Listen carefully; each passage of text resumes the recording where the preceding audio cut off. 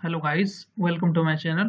In this video, I will show you two methods to check your graphic cards, which graphic cards you are using and which you have. So let's start without wasting our time. In the first method, we need to right click on the desktop, go to display setting.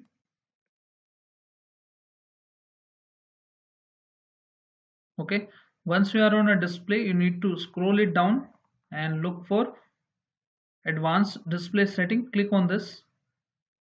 Okay, after that you need to look for this option which says display adapter properties and click on this option. You can also see here the connected Intel RD graphics 620. So this is the first method. You can check out Intel SD graphics 620. I'm using this. You can choose its properties. Okay, for the more details, driver version, date and all.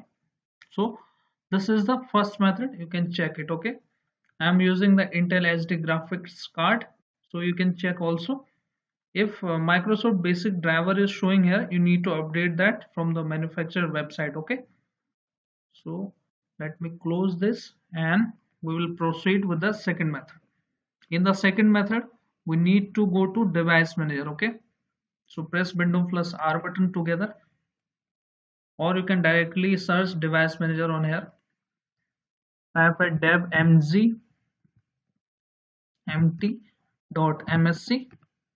This is the run command to directly open device manager. Now expand the option display adapter. Okay, this option, expand it, and you can see here the Intel SD graphics 620. It means that we are using this driver. If you found here the Microsoft basic one, you need to right click on that, update driver. Okay, search automatically. If this is not working on your Windows, you can manually go to website and then choose the manufacturer website and install the driver from there. So this is how you can check the graphic cards which you have in your Windows. So hope this video is useful for you. If yes, then hit like, subscribe and share. So thank you. Thanks for watching.